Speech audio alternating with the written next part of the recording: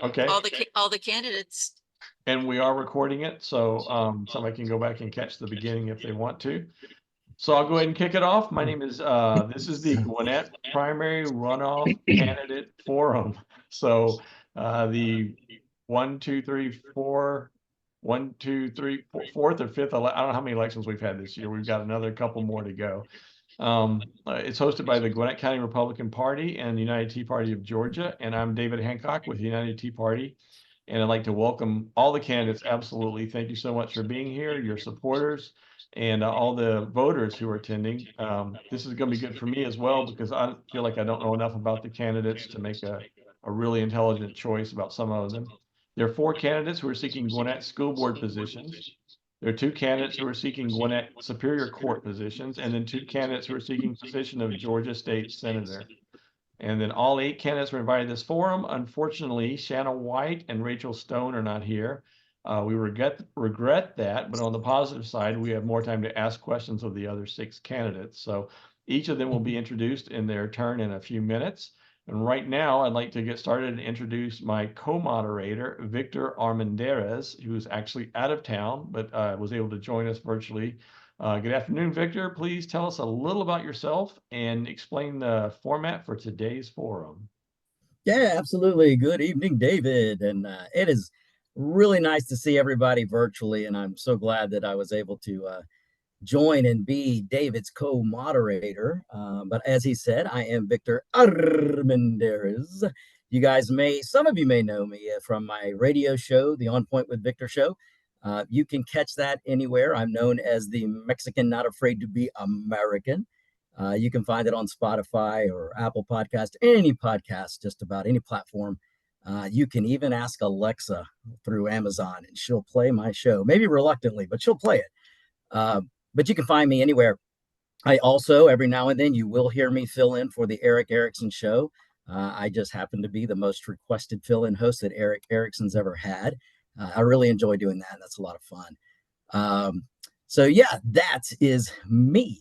But we're proud to announce to all of you that we are, just as a reminder, we are recording this event, and a link to it will be posted tomorrow on both the United Tea Party of Georgia site and the Gwinnett Republican site on Facebook. And this is being live streamed through my TikTok. I do, and just so you candidates know, I do have quite a few young voters who do pay attention to my TikTok. They watch my show and listen to my show. So we're going live right now through TikTok. So that's kind of neat. So I wanted all you guys to know that. But our forum today will be a question and answer format. All of these questions were submitted by Gwinnett County voters. So the questions you'll be hearing are from the voters themselves. I didn't come up with these questions. David didn't come up with these questions. These are questions from Gwinnett voters. So thank you to everyone out there who submitted these awesome questions. The forum is going to go like this. We'll begin with introductory statements from all the candidates. Then we'll ask a series of questions to each candidate. The candidates will have 1.5 minutes to respond to each question. In order to be equally respectful of all candidates and to respect our time in general, we will be adhering to strict time constraints. That's going to be monitored by our timekeeper. So please, if you need a little timer next to you or if you got an assistant there, 1.5 minutes. After several rounds of questions, each candidate will share their closing remarks. So starting with the 9th Superior Court Judge candidates, let's begin. So I'm going to begin with Regina Matthews. Regina, please introduce yourself in 2 minutes or less. Thank you so much, and thank you to the United Tea Party of Georgia and the Gwinnett Republican Party. My name is Regina Matthews, and I'm running for Superior Court. Currently, I have the distinct pleasure of serving as one of your full-time magistrate court judges in Gwinnett County. In that role, I currently sit by designation, and hopefully I'll have a chance to explain what that means later, but I sit for each of the 11 elected Superior Court judges. And I was appointed by those elected Superior Court judges and our chief magistrate in 2020. I hear the very cases our current Superior Court judges hear every day. I believe that Gwinnett County deserves not only a candidate who really cares about the people of this county, but also a candidate who can stand on their experience. And you don't have to take my word for it. I've been tried, vetted, and tested by the people you have already elected to serve. Personally, I am a mom, I'm a wife. We are a Christian family. We have 2 school-age children that attend Gwinnett County Public Schools. My husband is a Gwinnett County Public School teacher, so we are vested in Gwinnett County. I appreciate those of you who showed up in the primary and gave your overwhelming support for my candidacy. I look forward to engaging with all of the voters this evening, and of course, I'm going to be asking for your support once more. Thank you so much. Thank you, Regina. Also running for Superior Court Judge is Tuwanda Rush Williams. Tuwanda, please introduce yourself in 2 minutes or less. Absolutely. Good evening. Thank you to the United Tea Party of Georgia and the Gwinnett Republican Party for this opportunity. I am Tuwanda Rush Williams, and I am running for Superior Court Judge, not just because I have over 31 years of experience practicing law, and not just because I am well-versed in over 25 areas of the law, but because I care about the people of Gwinnett County, and I have been caring about them for a very long time. By way of background, I am currently of counsel with the law firm of Thompson, O'Brien, Kapler, and Nasuti in Peachtree Corners, where I represent the city of Norcross, Bryan County, and other municipalities. Before that, I was deputy county attorney over the litigation team in Gwinnett County, supervising and managing the work of other lawyers who handle litigation matters. Diversity of experience matters. As I mentioned earlier, my experience is broad. Unlike my opponent, most of my career, I have actually handled cases in 25 areas of the law. Many of the people who become judges in Superior Court don't have a background in property tax appeals or condemnations or inverse condemnations or elections lawsuits or contracts disputes. I've done all of that, and that is what I offer. I am also a Christian, a wife, and a mother. My husband is an Army veteran and a retired Gwinnett County Public School assistant principal, and we have 2 adult children. One is in pharmacy school, the other is a youth college and young adult minister, and an information technology specialist. So if you're looking for someone who has broad experience and who has longstanding commitment to Gwinnett County, that is me, because I practiced most of my career here and I performed hundreds of hours of community service. Thank you for the opportunity. And I will mention this is an open, nonpartisan seat, which means neither me nor my opponent have been elected to a judge position. Thank you. Thank you, Tuwanda. All right, so we're going to begin the questions, and I'm going to start with you, Tuwanda. What does 9 mean in the office you are seeking? Sorry, what does 9 mean? Yes. As an N-I-N-E? Yes. What does 9 mean in the office that I am seeking? I'm not sure I understand the question. I can tell you that there are 11 Superior Court judges. And do you mean a jury of 9 people? Perhaps that's what you mean? But I'm not sure I understand the question. May I jump in for just a second? So I'm sorry, Tuwanda. There might have been something that was omitted, but you're running for the 9th Superior Court. There you go. Okay. Oh, okay. Thank you. I didn't understand what you meant. So there are 11 full-time Superior Court judges in Gwinnett County, and I am running for the Gwinnett Judicial Circuit, which is the 9th Judicial Circuit of the state of Georgia. So does that answer your question? Yeah, sorry about that, Tuwanda. That was, but the second question, Tuwanda, is how many circuits are there in Gwinnett? I believe there are 15, but I'm not certain. Okay, and how many in the state of Georgia? That's my answer. I believe there's 15. 15. Okay, perfect. Thank you, Tuwanda. Regina, Same questions. What does the 9 mean? Again, like what Mary was saying, in the office you are seeking. And this is for Regina. So thank you. I think the 9, as has already been said, maybe refers to the district. So in our federal court system across the country, the courts are divided in divisions. And so Georgia, under the federal system, falls in the 9th Judicial Circuit. But I think as it relates to our position in Superior Court in Gwinnett County, as Attorney Rush Williams said, there are 11 Superior Court seats. We are running for Division 5, and maybe that's where the question stems from too. Division 5 is just, it's the 5th seat in the Superior Court, because there's 11 judges. So Division 1 would be the judge assigned to Division 1, Division 2, et cetera, et cetera. So Judge Byers currently occupies Division 5, and that's just the way they categorize, so that when cases are assigned, they're assigned to one of the 11, and the way that they rotate the case assignments basically is based on those numbers, if that makes sense. Okay. And remember, these are questions coming from the voters, so don't get mad at me. I'm on a call. Get him And out of the here. second question, Tuwanda, how many district circuits are there in Gwinnett? And is that for? There's only one Gwinnett Judicial Circuit. And as the judge just explained, I'm sorry, Tuwanda, let me stop you right there. That was my bad. I meant Regina. This is the second question for Regina. My bad. And bad host. Regina.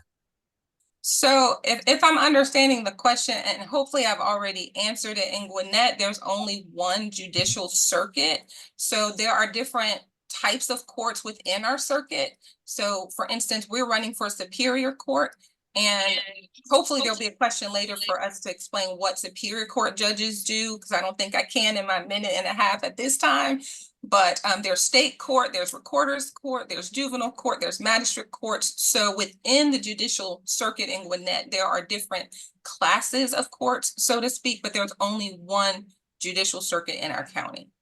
Okay, no, it's perfect. You guys sound completely like you're on the same page there. So I'm going to move to the next question. Regina, what are the types of cases heard in Superior Court? See, I knew that question was coming, and it's a good one because a lot of people don't know. So I will say that primarily Superior Court judges handle your felony criminal prosecutions. In fact, Superior Court is the only court that can handle felony criminal prosecutions. Secondly, Superior Court judges handle family law. Some people refer to it as domestic law. So that can be anything from child custody cases, divorces, cases involving child support or legal rights to children. Those are also handled in Superior Court. So that's 70% of the caseload in our county. It'll be either the felony criminal prosecutions or the family law cases. The remaining 30% are going to be your general, what we refer to as general civil litigation.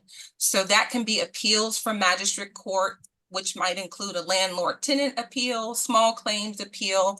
We also handle appeals from the Georgia Department of Labor if someone's denied unemployment benefits, appeals from our tax assessors. So if you want to appeal your property taxes, it can go all the way up to Superior Court.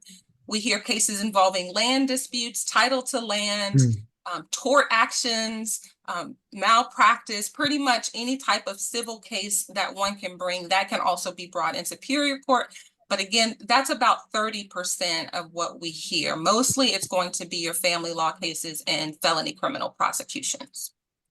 Okay, and Regina, the Gwinnett voter would like to know, do you have experience handling all these types of cases?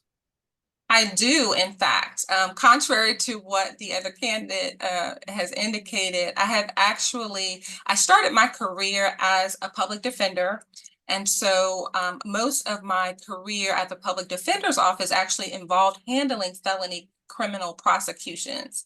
And I did that for a number of years, went into private practice, continued to do felony criminal work, but I also was a private practicing attorney handling family law cases. That was a majority of my practice. However, later in my career, I did establish certification whereby I became sort of an expert in mediating civil disputes between companies and corporations and individuals. So I've done civil law, I have done criminal law. Currently, in my role as a full-time magistrate, as I explained earlier, I hear those cases every single day. I've made hundreds of rulings in not only felony criminal cases, not only in family law cases, but in civil cases. Matter of fact, I just finished up a big civil trial last week. And so these are the cases that I hear and make rulings on every single day. Okay. Well, great. Well, thank you, Regina. Tuwanda, would you like to add any more to the question about the types of cases heard in Superior Court? I think that Judge Matthews covered them well. I'd only like to add that there are a few more. There are elections, disputes, and lawsuits that are also heard in Superior Court. For example, if someone challenges the hours that a polling precinct is open, those cases are also heard in Superior Court, as well as your declaratory judgment cases when parties are asking the court to declare a particular issue. And I have even had civil rights litigation cases heard in Superior Court. They can be heard in Superior Court, or they can be heard in the Federal District Court in Atlanta. But I believe she's covered the rest of the areas of law that are heard in Superior Court. Okay. And Tuwanda, do you have experience handling all these types of cases? I do, actually. So I started my practice back in 1992. And at that time, I handled all kinds of family law cases, from child support, child custody, divorce cases, petitions for legitimation, all kinds of name change issues, anything that has to do with family issues, adoption issues. I also did criminal defense work. I was a court-appointed attorney for the Fulton County State Court, where I handled all kinds of misdemeanors, where I was paid by the state to handle those. I was considered an indigent defense attorney. And after serving in private practice for 4 years, I went to work for Gwinnett for local government, first for the city of Atlanta, where I handled all kinds of cases there, including tried a number of employment discrimination cases in federal court, week-long cases. And there I also handled all kinds of tort cases, civil rights litigation cases, workers' comp cases, contract disputes, you name it. So I do have experience in those areas. And I will say that, as I mentioned earlier, a lot of the attorneys who go to Superior Court do not have a broad background in civil litigation. They tend to be formerly criminal prosecutors or defense attorneys or family law attorneys, but don't have the experience in all the other areas that I mentioned earlier, such as property tax appeals, condemnations, and inverse condemnations. And I've handled hundreds of those cases. Okay, well, I'm going to stay with you, Tuwanda, for the next question. Which of your qualifications to be a Superior Court judge sets you apart from your opponent? The main thing is my experience in a broad variety of areas. Unlike my opponent, I spent all of my 31 years practicing law, zealously advocating for a client. It's a little bit different when you are sitting on the bench and assessing the facts and the law than it is when you are actually appearing in court on behalf of an individual. That's what I've done for 31 years, is zealously advocate on behalf of a client, asserting someone's position. So that sets me apart, that my 31 years has been practicing as an attorney, not sitting as a judge, not sitting as a staff attorney, conducting research, but actually preparing cases on behalf of a client. The other thing that sets me apart is my commitment to Gwinnett County. I serve on several nonprofit organizations in Gwinnett County. I was the first African-American officer of the Gwinnett Bar Association. I created the Gwinnett chapter of the Georgia Association of Women Lawyers, and I have lots of experience doing community service work for the past 24 years in the county. And I think you want a judge who not just works on the bench, but serves the community in which she lives. So diversity of experience, longstanding public service in Gwinnett County, and of course, experience in a lot of the areas of civil practice that you don't typically see judges have coming on the bench in Superior Court. Thank you, Tuwanda. Regina, I'm coming back to you, and I would like to ask you the same question. Which of your qualifications to be Superior Court judge sets you apart from your opponent? Well, there are several, and I don't want to be too repetitive, but the first, of course, is judicial experience. Superior Court is the highest trial court in our state. And so, as I stated in my opening, I believe we deserve judges who present the best experience. And I'm not sure what was lost in translation with Attorney Rush Williams. I was an advocate for clients for many years. I represented clients every day in court before I took the bench. I'm glad that she brought up my experience as a staff attorney as well, because I think that also distinguishes me in this race. Before I took the bench, I had the distinct pleasure of serving as a senior staff attorney in the actual division of Superior Court that I'm running for. So I was Judge Byer's staff attorney for a number of years. And in that role, I not only wrote the judge's orders and did her research, but I also learned a tremendous amount about courtroom operations, case management, how to effectively run a judicial chambers so that cases are heard efficiently. So staff attorneys don't just sit behind a desk and have a cushy job doing research. We're actually the judge's right-hand person. And so I think that was a formidable amount of experience that I have doing that. In addition, I served as a federal law clerk doing the same type of work, writing opinions for the federal judge that I sat for. So I was a trial attorney, I was a staff attorney, and I'm currently a judge. And those experiences make me most suitable for this job. I am ready on day one to continue doing the job that I'm already doing, which is hearing the cases in Superior Court that are brought. Thank you, Regina. Now I'm going to stay with you, Regina, for the next question. A judge's role is nonpartisan, and a Superior Court judge must take the oath required of all civil officers. And in addition, they must take the following oath. And I'm going to spell this out. I'm going to say this out so everyone understands what this oath is. I swear that I will faithfully and impartially perform the duties incumbent on me according to the laws and the Constitution of the state of Georgia and the Constitution of the United States. So help me God. Now that is in the Georgia Code. So what does it mean to you, Regina, to uphold the constitutions of our state and country? Thank you for that question. And I actually remember taking that oath several years ago.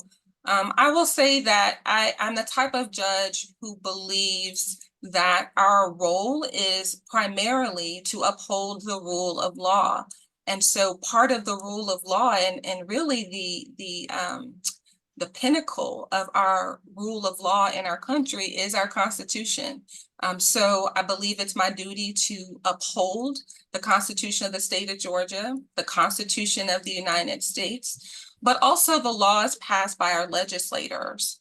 And not only that, we have to follow precedents that is set by our appellate courts. And so my judicial philosophy is surrounded by those principles, upholding the rule of law. And, I have a great deal of respect for our Constitution. And I think it's my role to protect the Constitution and protect the rights afforded by our constitutions and by the laws passed by our legislators. So that is something I take very seriously in my daily role serving the citizens of Gwinnett County. Thank you, Regina. And Tuwanda, I want the same question to you, and I'm going to reread the question because I want especially the young voters out there to understand the duties of a nonpartisan Superior Court judge. And that is to take the oath required of all civil officers. In addition to the oath, the following oath must be taken. I swear that I will faithfully and impartially perform all the duties incumbent on me according to the laws and the Constitution of the state of Georgia and the Constitution of the United States. So help me God. Now, Tuwanda, what does it mean to you to uphold the Constitution of our state and our country? Well, I think that's where me and Judge Matthews agree on what it means. Basically, it means that I am going to uphold the provisions of our Constitution as written back in the 1700s, and I'm going to do that first and foremost. There are a number of amendments to the United States Constitution in which we hold dear, such as the 14th Amendment right to due process and an equal opportunity to appear in court, right? As well as the Fifth Amendment to the Constitution, which gives someone who's accused of a crime the right to remain silent.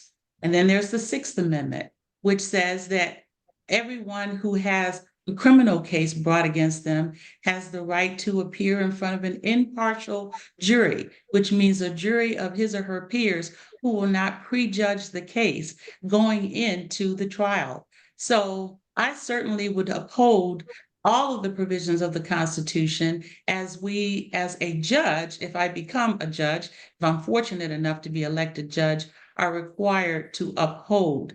It also means that as a judge, we would be required to not be influenced by political partisanship, which means that we cannot be swayed by the opinions of folks from the Republican Party or the Democratic Party or the Independent Party. We would have to be upholding the laws of the Constitution and the laws of the state of Georgia, as well as the appellate decisions that have come down. And I take that seriously. My tagline is temperance, transparency, and trust, because you could assure that I would be an active listener, I'd be transparent in following the law, and you can trust that I will follow the law. Excellent. Okay. Just be more cautious of the time there for the candidates. Just watch those time limits. All right, Tuwanda, the next question, I'm going to stay with you. Some judges have specific passions and goals they want to accomplish while in office. What are the top 3 you plan to focus on if elected? That is a great question. One of the main reasons why I'm running is what I saw when I was a deputy county attorney, which was the number of people with a diagnosed mental illness sitting in the Gwinnett County Jail. 500 when I left, 600 today. One of the things I'd like to do is to work with our court system's budget to expand our accountability courts so that there are places where people who are accused of crime that have a diagnosed mental illness can sit and get counseling and case management services while they are awaiting trial. So that would be my number one goal. My other goal would be to increase the visibility of our judges in the community. Oftentimes, people don't know what judges do. They don't even know who the judges are. I would love to see the judges have something like just coffee with a judge so that everyday people can ask, what kinds of cases are heard in your court? How do I access the courts?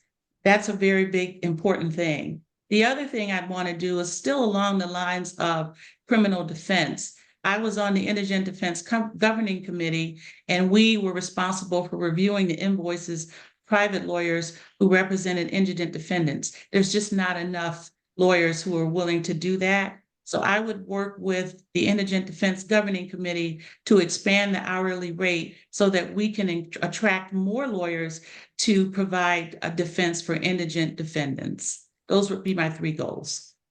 Thank you, Tuwanda. Regina, I want to ask the same question of you. Some judges have specific passions and goals, and they may want to accomplish while in office. What are the top 3 things you plan to focus on if elected?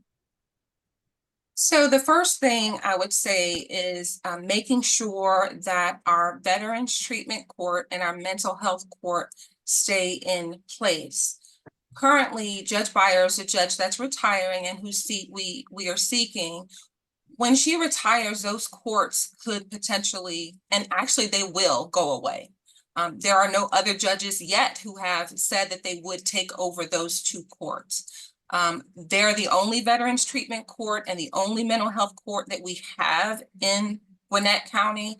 And it is critical that we continue to offer services to our veterans who have honorably served, but who are experiencing a difficult time in their life. And the same thing for our residents who are suffering from mental illness. So I have made a proclamation that I will continue those courts. Secondly, I would say a goal would be to continue to maintain the efficient management of the case docket in Division 5. Judge Byers has done a tremendous job in resolving cases efficiently in her division. That division in 2023 took in about 1,300 cases, resolved just about as many as 1,300 cases, and tried 350 cases to trial. So I want to maintain that level of efficiency and quality. And then third, I would say to work closely with our probation officers and my colleagues on the bench to try to expand our resource pool, again, for citizens who need a little bit more support in the community, instead of just sending them out with not a lot of options. We know that that increases recidivism when people don't have job training skills, when they don't have safe and secure housing. So I would like to see us really just expand our resource pool when we are giving sentences in criminal cases. Thank you, Regina. Staying with you, Regina, do you believe that non-judicial foreclosures in Georgia give people access to due process of law with regard to being secure in their property? So can you ask that question again? Absolutely. Do you believe that non-judicial foreclosures in Georgia give people access to due process of law with regard to being secure in their property? So I have to be a little careful how I answer that question, because I'm prohibited as a judge from giving my opinions about current policy. I know that there are procedures in place that allow for non-judicial foreclosures in our state. And I can't, again, personally say what I feel about that procedure. What I will say is, I always tell people, if there's something you're passionate about, if there's something you think that's unfair in the law, lobby your legislators. I know you'll hear from a couple of legislative candidates later, but those are the people who can affect change in those types of laws that allow for that type of procedure. I think that procedures usually, or I guess generally speaking, that go through a court process probably do maintain a little bit more due process and maybe a little bit more oversight, generally speaking. But again, I can't really comment and give an opinion about the process of non-judicial foreclosures and whether I think it's fair, which I think is kind of what the question is asking. Okay, thank you, Regina. And same question to Tuwanda. Do you believe that non-judicial foreclosures in Georgia give people access to due process of law with regard to being secure in their property? Well, I cannot say what percentage of foreclosures are non-judicial. So I feel like I would be in a little bit of a handicap to even answer the question, because I'm thinking that there is not a large percentage of non-judicial foreclosures in Gwinnett County. I do know that Gwinnett County's judicial system has historically afforded due process as much and as often Excuse as me, possible. Tuwanda, I am so sorry. David, do you see what's going on over there? With Alec Bohm, BOHM? Sorry, Tuwanda. Oh, But no problem. We need No to, problem. Stand by, Tuwanda. Can you kick him out, Alec Bohm? I saw that too. It was not fun. Yeah, no, we don't need that kind of stuff here. Thank you, David. Okay. Sorry again, Tuwanda. Okay. Yeah, okay, Tuwanda, sorry about that. You No may problem. proceed. No problem. I think I was done answering the question. Okay. I don't know what percentage of non-judicial foreclosures are actually in Gwinnett County. I'm thinking a small percentage, but I do know that Gwinnett County Courts has done its level best to afford due process in all of its matters, not just judicial foreclosures. But again, the same thing as a judicial candidate, I cannot determine or even give an opinion on whether or not it's fair to have non-judicial foreclosures, because all of that is determined by your elected state representatives and senators. Unfortunately, judicial candidates or judges don't get to weigh in on the laws that they write. They are obligated to follow those laws as written. Thank you, Tuwanda. So I'm going to stay with you, Tuwanda, with the next question, including past and present. Which U.S. Supreme Court justice do you most admire and why? I would definitely say U.S. Supreme Court Justice Ketanji Brown Jackson. I felt as though she exhibited extreme courage under fire in her Senate confirmation hearings. She, I believe, had the longest Senate confirmation hearings of any of our U.S. Supreme Court justices, and she maintained her composure. She maintained her demeanor, and she really worked hard to give a careful and thoughtful answer to the questions that she was levied. She is a very accomplished jurist on the appellate court, and she's still an accomplished jurist. But I admire her most because she showed her commitment to obtaining the position by maintaining her composure under fire. And she really was under fire. So I would say I admire her most because she exercised good judgment and she maintained her temperament through many days of an arduous confirmation process. Thank you, Tuwanda. Regina, I want to ask you the same question, including past and present. Which U.S. Supreme Court justice do you most admire and why? I've gotten that question at a couple of different forums, and I always struggle with it because there are several that I really do admire. So it is always hard to narrow it down to one. Justice Brown Jackson would have been one of my choices as well, but since Attorney Rush Williams sort of talked about her a little bit, I guess I will also add to that Justice Ruth Bader Ginsburg, and I would choose her because I believe, and I read a lot of decisions, Supreme Court decisions in law school and thereafter, and I always just felt that the decisions that she wrote were well thought out, always well reasoned. I've read some decisions where some justices sort of poke at some of the other justices on the bench, and I always thought that she just operated in a dignified manner at all times. And I just think she's extremely brilliant, or was extremely brilliant. I think she left a tremendous legacy, but again, it's always hard to narrow down to one, but she would definitely be one of my top choices. Thank you, Regina. So, Regina, I'm going to stay with you. This is the last question. It's going to be a couple of parts to it, but this will be the last question. I'm going to start with you, Regina. Please share your thoughts on jury nullification. So I will say that it's something that happens in our courts, and I guess I'll just explain for those who may not be familiar with what jury nullification is. It's sort of the term that we use when juries return verdicts that may not necessarily speak to the truth of the facts and the evidence that they heard, but they basically make a decision for some other sort of reason. And I'm trying to think about the best way to explain that. I guess what I will say is I always hope in our system of jurisprudence, our system of justice, that we have jurors who serve and who really take a true commitment to reaching a true verdict and to not, stray away from what they feel should be the true verdict. again, for some maybe inappropriate reason, because they have,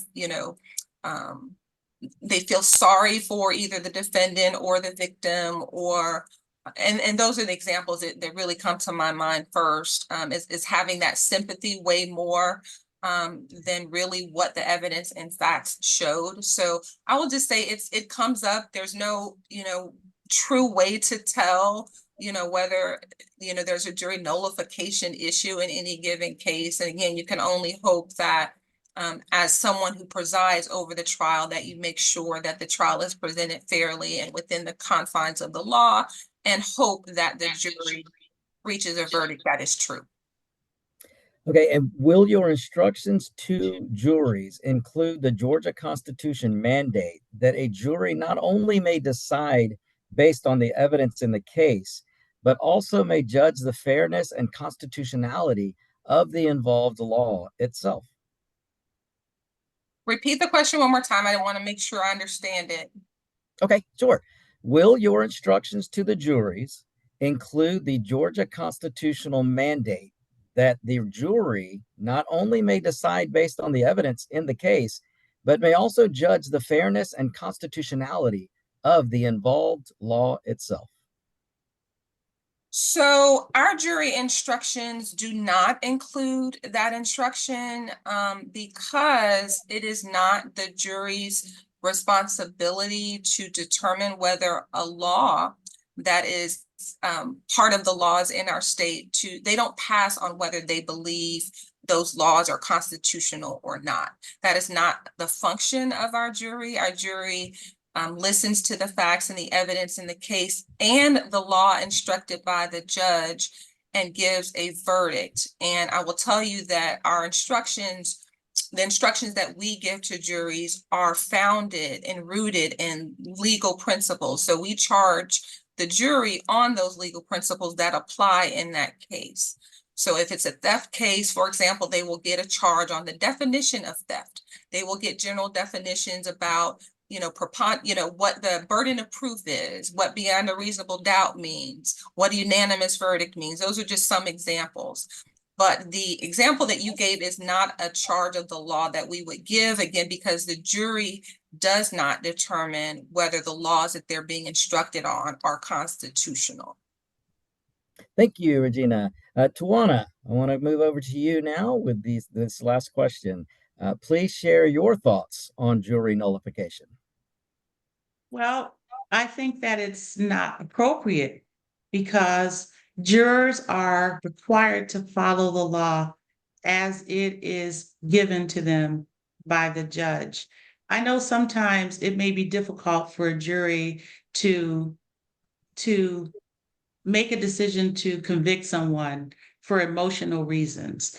The jury may be considering that person's background or circumstances and does not believe that that person should in fact go to prison. But every single person who is charged with a crime is entitled to a trial by a jury of his or her peers. And so the jury takes an oath that they will in fact follow the law by applying the facts that they're heard in the case. And so my thoughts on jury nullification is that it just shouldn't be allowed. I think that juries should be required to make a decision, and they are not punished for the decision they make. Whether it's right or wrong, the decision stands. So that's my thoughts on jury nullification. Okay, and the second part, will your instructions to juries include the Georgia Constitution mandate that the jury not only may decide based on the evidence in the case, but also may judge the fairness and constitutionality of the involved law itself? Well, I don't know because I've never been a judge. And if there is a constitutional mandate that has to be given, then I'm going to give it, right?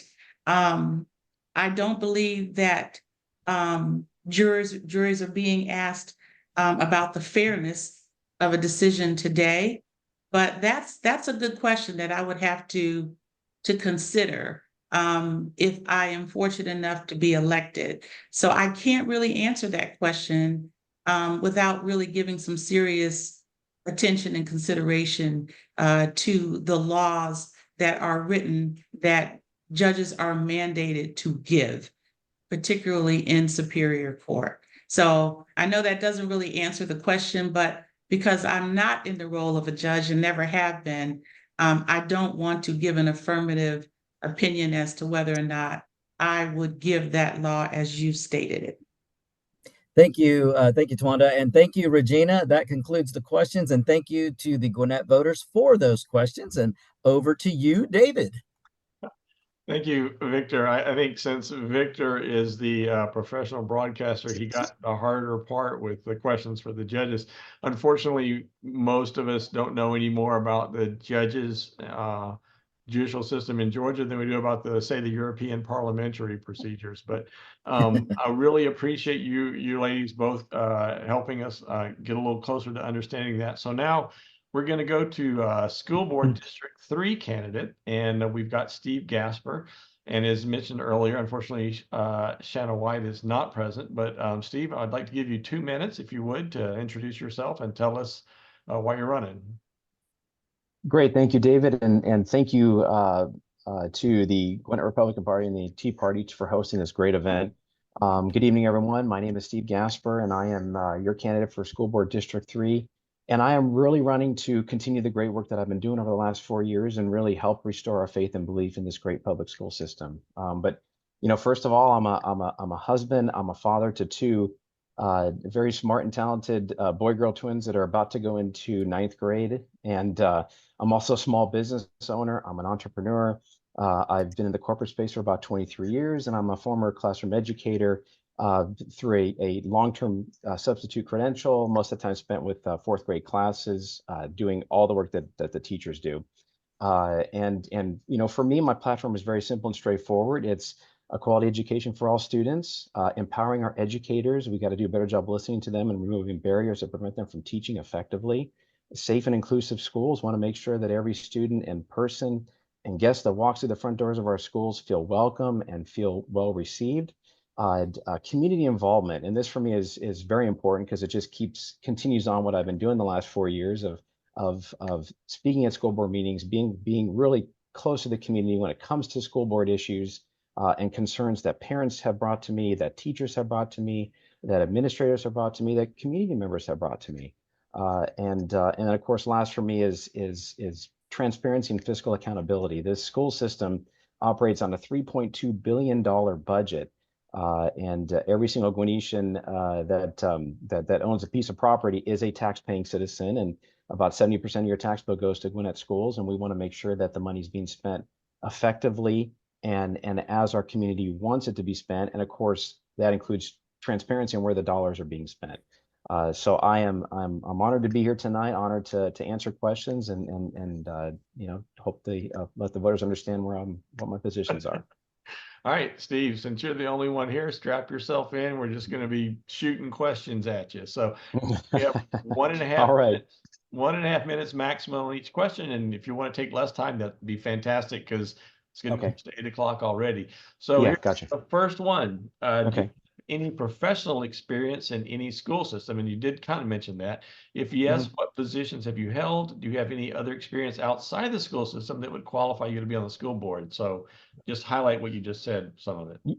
Yeah, I got you. And so, like I said, three-year elementary educator by way of an emergency sub-credential. So again, these are long-term assignments, including, lesson planning, parent-teacher conferences, tearing down, setting up classrooms, everything that teachers do, collaborating with parents, collaborating with school officials. And that was out in California. And then in addition to that, I've spent 23 years in the corporate space, managing, hiring, training, coaching, people from all walks of life.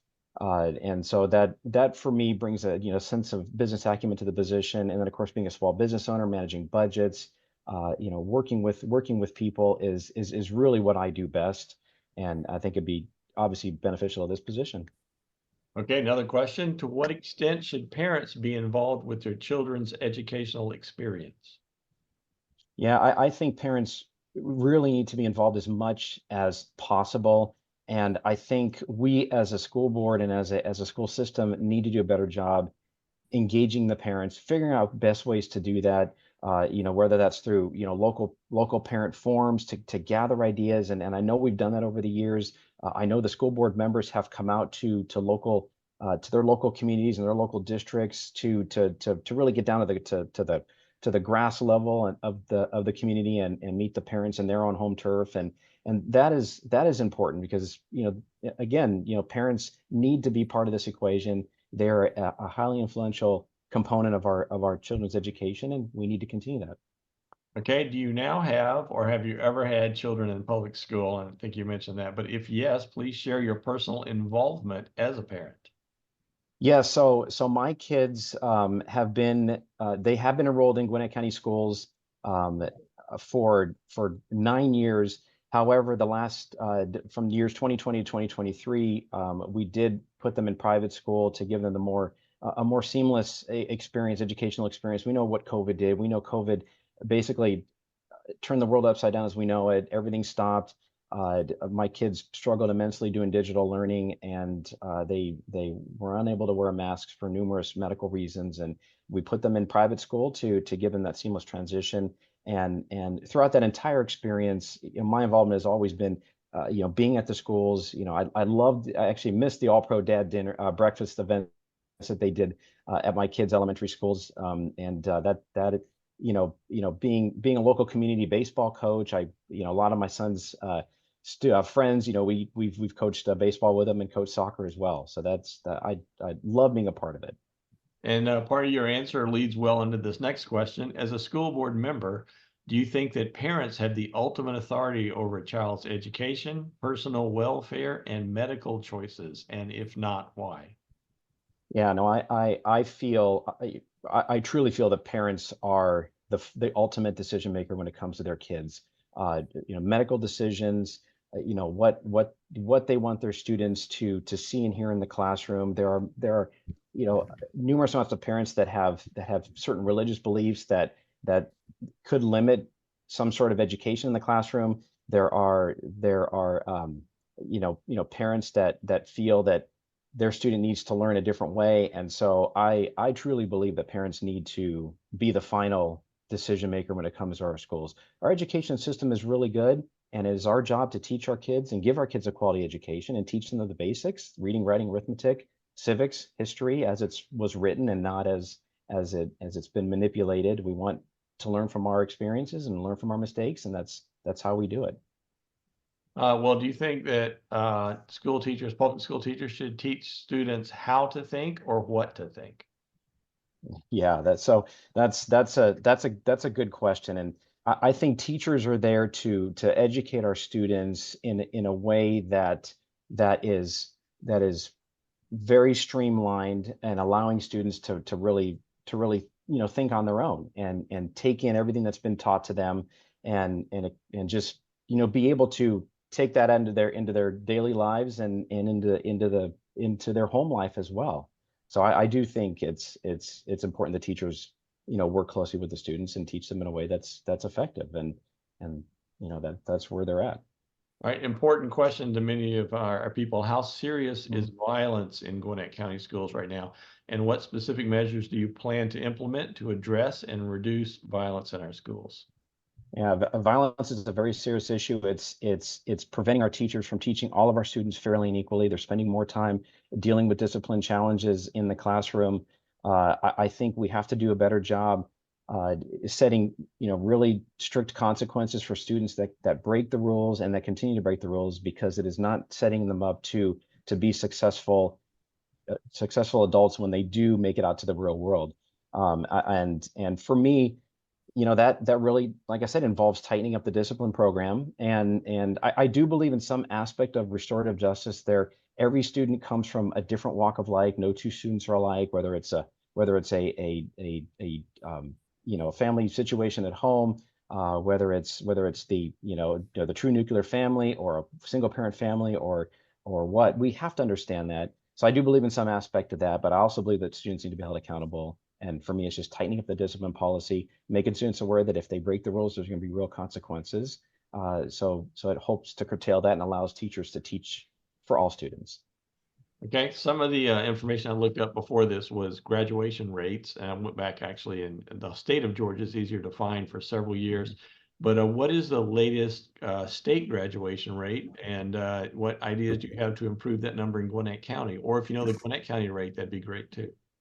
Yeah, so that's a good question. The graduation rate in Gwinnett County right now is lower than the state average, and we have never been lower than the state average. And that for me falls on the shoulders of our superintendent, who is the CEO of this organization, who the buck stops with him. And we again, there's, and I talk about discipline all the time, and discipline challenges seem to create all of the issues we have. It disengages students. It disengages the teachers from the rest of the classroom. It involves, it re-engages more administrators on those particular resources, not focus more on the individual students. I also think there needs to be some level of homework assignments, whatever that looks like to the individual teachers. But students have to understand what they're being taught. And like I said, I realize all students learn differently, and they can't always maybe turn their homework in on time, but they have to be held accountable. And that for me is all encompassing to helping these students thrive and be successful and ultimately reach graduation, which we all want our students to do. All right, Steve, this is a little bit longer question, but I think they kind of go together. Do you think that a school board position should be used as a stepping stone for higher office? And if a school board member were to do that, do you think that could be a conflict of personal interest versus professional interest? And give some explanation if you could. Yeah, that's a good question. I've heard that before. If for me, this is my main focus right now. Like I said, for the last 4 years, I have been deeply involved in our education system, deeply involved in Gwinnett County Public Schools, speaking at almost a dozen school board meetings, advocating for what the community brings forward, meeting with the prior superintendent, the current superintendent, senior district leadership, participating on district-wide committees, the superintendent transition committee, the discipline action committee, the instructional resources review committee. For me, I would not do all of that if I was not serious about being a dedicated school board member for my district for hopefully this term and terms to follow. Right now I have a wife and I have 2 kids and I have 2 dogs and 2 cats at home, and we have a full house, and there's a lot of responsibility that comes with higher offices, and for me, my focus is on the schools right now, and that's where it's going to stay. Okay.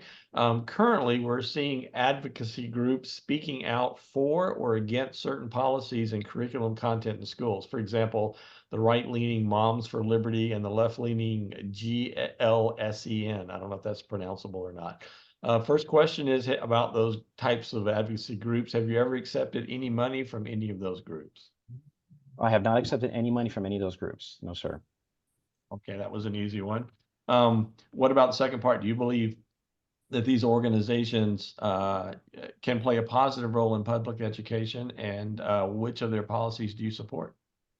Yeah, I mean, I believe every organization has their place, and every organization can bring, any positive benefit to our schools. And again, it's up to our community members, our parents, our school board members, our leadership to really work in a collaborative space to determine which of those are valuable to our students and to our classrooms at the end of the day. And it is not a decision that I make on a one-off basis. Again, I would only be one of 5 senior school board members. This is not about me. This is about we. We have to learn to collaborate and have those tough discussions. And I commit to doing that if elected. Okay, this is a hot button issue right now. I'm just going to read it as it's written. Do you think that Gwinnett property owners should be responsible for funding the education of undocumented students? Please explain your position on this issue. Yeah, so this is definitely a sensitive topic. I always believe every student should be treated equally, regardless of where they come from. And again, for me, it's not the student's fault that they're in the situation that they're in. It's our responsibility as a community to try to educate them to the extent that we can, the same as we educate all of our other students. And we realize that is a challenge for Gwinnett schools in terms of class sizes, in terms of even physical space in buildings where we're finding, multiple schools have multiple trailers in the parking lot because they've either run out of space or run out of building. And when they are building, they have to build up because they can't build out. And this again, we have to treat our students equally. They are here. We have to educate them if they want to get an education. So along those lines, do you or would you advocate for preferential treatment regarding any group of students based on race, color, or ethnicity? Yeah, no, I mean, absolutely not. Absolutely not. I've said that I believe in a quality education for all students. I'm a Catholic church going dad. God always tells us, love everyone equally, love one another as you want to be loved as yourself. And I've always believed that. And there is no reason for me to think otherwise when it comes to our schools, when it comes to any of our community members at all. Okay, what do you think about the expression teaching is political? And please explain your stance on this. Yeah, that this again is kind of a hot button issue. Educate or politics really shouldn't be in education. There's always going to be a component. You're going to get one side versus the other side. They have ideas, but I think at the end of the day, when you talk to parents, when you talk to the community, regardless of your background, your political affiliations, your beliefs, your ideologies, everyone wants the same thing when it comes to our schools, and it's not political. It's a quality education. It's a safe school environment. It's community involvement, and that is where a majority of my platform came from. Is knocking on doors and talking to voters of really what was important to them in the last election cycle back in 2020 for our current school board member. Last question for you, and this is another in the news topic. Do you support the recent changes to Title IX that would allow biological males to compete in female sports, use restrooms corresponding to their gender identity, and mandate compliance with preferred speech, such as pronouns? Yeah, I kind of look at this question as a father. I have a 14-year-old daughter who's about to be a freshman in high school, and I would never want a biological male either competing against her in a physical sport activity, using her restroom, using her shower facilities, and that for me is a personal thing, and so I don't support that. I don't support biological men being in women's restrooms or female sports. And again, it's a personal thing for me. And students are we need to try to do our best to treat all students equally. But when it comes to that, I personally draw a hard line. Okay. All right. Thank you so much for sitting through that. Now we're going to turn it back over to Victor, and he's going to talk to Karen Watkins. Karen, I'm going to ask you to unmute if you could. And Victor, take it away. Yes, thank you, David. Next, we're going to hear from Gwinnett School Board District 1 candidate, Karen Watkins. As I mentioned earlier, unfortunately, Rachel Stone is not present, so we're just going to be firing questions at Karen. So Karen, please introduce yourself in 2 minutes or less. Thank you. First, thank you all for your time and attention this evening. My name is Karen Watkins, and I'm running for re-election in the Gwinnett County Board of Education District 1, which mainly includes the Archer, Decula, and Grayson clusters.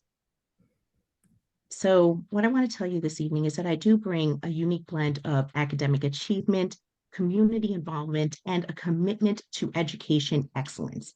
I have an MBA and a BS in biology.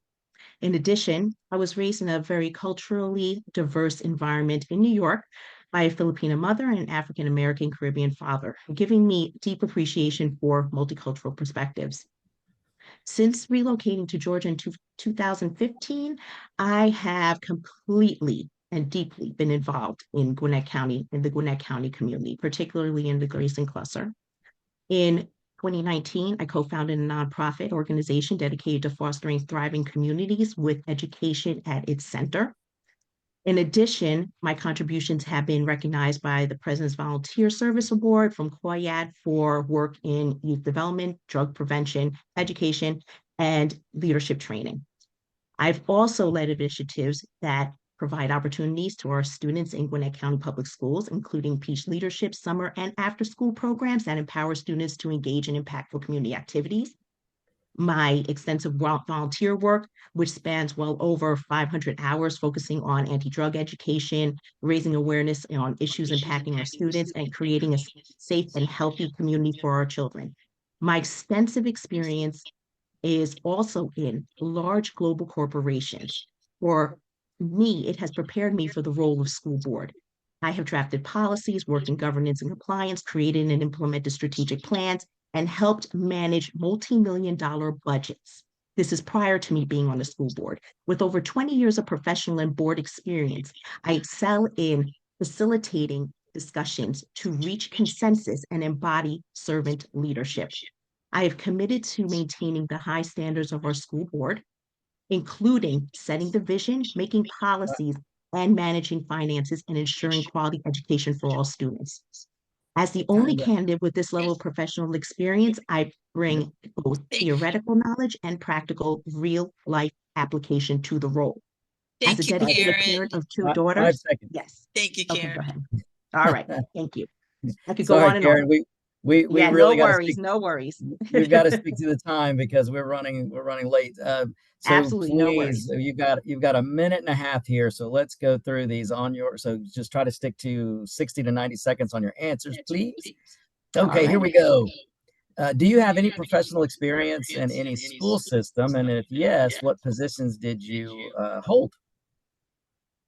Oh, I do not. And as per Georgia code, you do not need that experience to be on the school board. As a matter of fact, the experience I just described is what is actually needed on the school board. If you would like to, for a professional experience as far as being a teacher, yes, become a superintendent, become a principal at a school. That is required for that type of experience. But according to our Georgia Code and the rules, you just must be committed to the 182,000 kids of Gwinnett County Public Schools and ensure that they thrive. But serving on the school board does provide unique experience, which I have because I have that opportunity, plus the work that I have done, which I've gained through all that extensive background that I just described as governance, policy making, financial management, and community service leadership.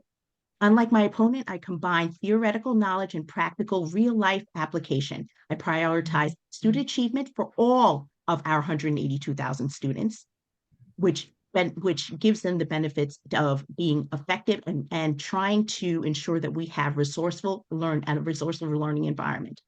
So this sets me apart, which is pretty much what sets me apart, is proven leadership and actual experience. Okay, and to what extent should parents be involved with their children's educational experience? Extremely. But also we must understand that many of our parents may not have those opportunities. But what I've learned is being a school board member and extremely active in our schools, extremely, more so than I think any other candidate here. I have noticed that our parents want to be involved. However, they just don't know how. So what I've done as a school board member and also as a community member prior to me being on the school board, I helped our parents understand how to be involved and how they can do the work and work with us so that their children can have the greatest education possible here at our schools. Our parents are there. They want to be, at least that's what I've seen in my involvement in the schools in my district. And they are trying. But sometimes it's just about making them aware of how to. Right. Do you now, or have you ever had children in the public school system? My children have all started kindergarten in Gwinnett County Public Schools. I have never pulled them out. I am a staunch public school advocate. I wouldn't even think of another way. Because public schools bring this, it brings the diverse experience for our children, real life experience, how to deal with adversity, what real life really looks like. And I've never regretted it. I have my kids in there. They will always be in there. They'll graduate, and they're all going to graduate from Gwinnett County Public Schools. My two. What would you say is your level of personal involvement as a parent with your Very, kids? very, very involved. whether it's with drama club, swim, being a parent. Oh goodness, I used to be the parent. Used to be the parent, room mom until I came on the school board, which became a challenge. And I do work a full-time job, just so everyone knows. So I kind of explained earlier. I am very, very involved because I think it is important to have that involvement and make sure that our kids, see us there. I believe that is important. Also, even help support those parents that can't be there. Because I do know many parents where they do have to work, both parents are working, it's difficult, but also helping to support them. And if I can with my presence, I'll do that as well. Okay, so Karen, these next several questions, these are questions that I get from listeners from all over the country on my radio show. I hear these questions a lot, and these questions are coming from Gwinnett voters, and I hear from them. So these are important. So as a school board member, do you think that parents have the ultimate authority over their child's education, personal welfare, and medical choices? And if not, why? Oh, they do. As of today, they do have the ultimate authority. That hasn't changed. They are the decision maker for their kids. However, superimposing that authority on top of other children and other kids in here is a different story. So if that's the question, then no, because they shouldn't be changing for their personal beliefs, other people's world within our public schools. But for their children, and because parents know what's best for their children, I feel that I am a parent with two young girls in the school system. So I do not superimpose my beliefs, ideologies on anyone else. And they do not, and I hope they do not superimpose that on me. So yes, I do believe the parents have ultimate authority, it should have the ultimate authority decision maker for their children. And I believe our parents should listen to their kids so that they could help, make the right decisions since they are the ultimate for their children, but not over other people's children. Do you think public school teachers should teach students how to think or what to think?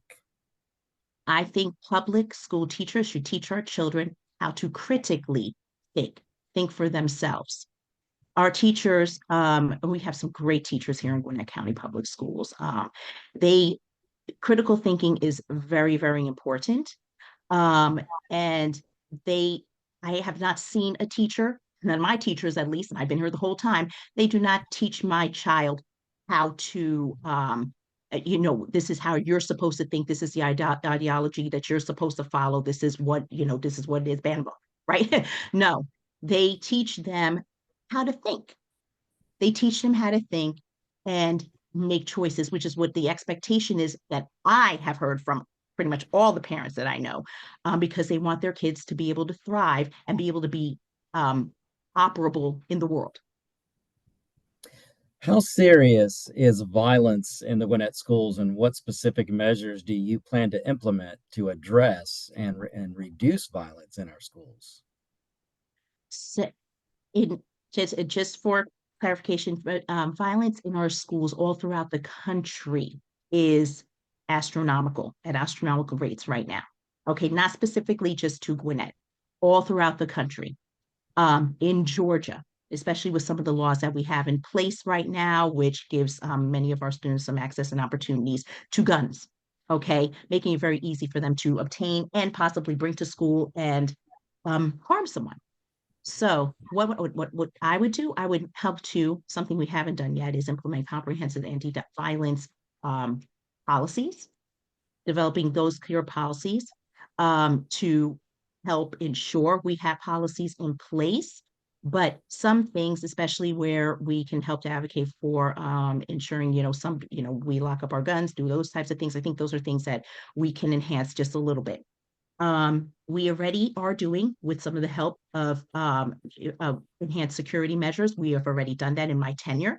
We've also promoted a positive school climate with PBIS, and we have been very successful at that within our schools, and we also got accolades for that. We also provide mental health resources which is something, again, during my tenure, family engagement. We just talked about that family engagement and community with all the community programs we're bringing in to help keep our kids busy and wanting to not resort to violence, even with the leadership program that I am helping to bring in, which is for peace leadership. Those things are helping. In addition, we implemented restorative practices. This is all underneath my tenure, and we promote safe reporting of crimes, which we have done. It is confidential, and we have systems that help us through that. Thank you. And Thank as you well, so much. That- Thank we you. got we the- have a we're lot that right we up do. ag- There we go. Right up against the time there. I'm going to give you a follow-up question real quick, Karen. Okay, go ahead. For offenders, for a student who is a violent offender several times, what kind of accountability do we hold them to? What's your opinion on that? I don't have an opinion. I have fact.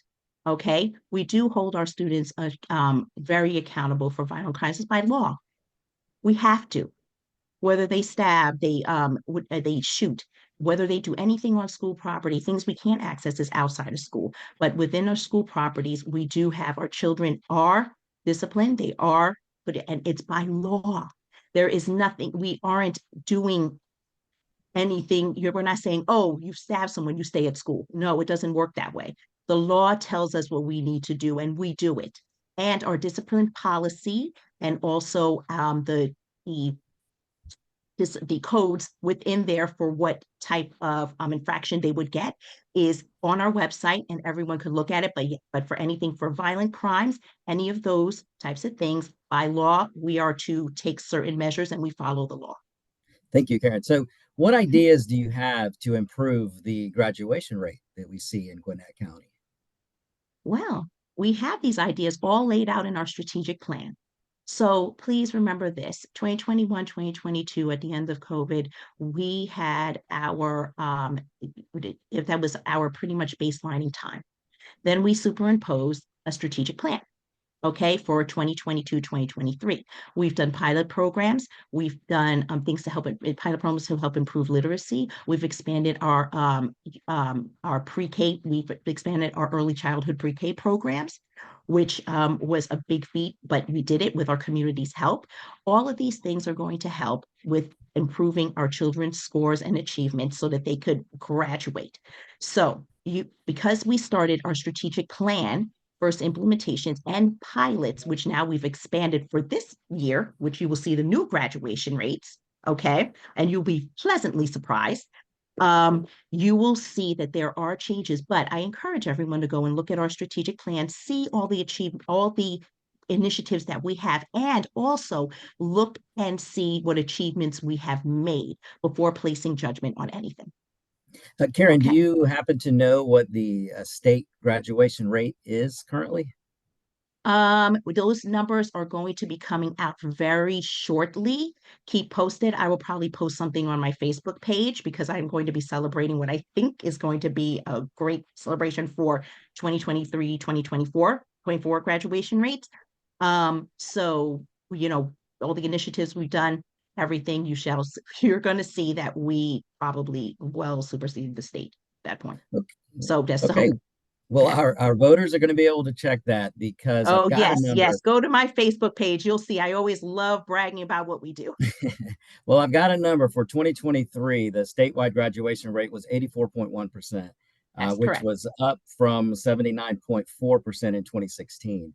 So I'm sure our voters will stay tuned because they're very attuned to this. Absolutely. So, And may I add to that a little here? So with reference to that graduation, you also have to understand GCPS holds our students at a much higher standard, just for FYI. So some of these things we require, like for example, physics is something that they have to graduate with. Okay. Not all schools make that standard, have that standard. Okay. So you have to think about just a little bit differently. We are a very, very accomplished school system. And we also try to challenge our kids. Okay. So think about that, but also think about this, even with our previous graduation rates and why which fell below, there were only 8 schools that didn't meet the KPI.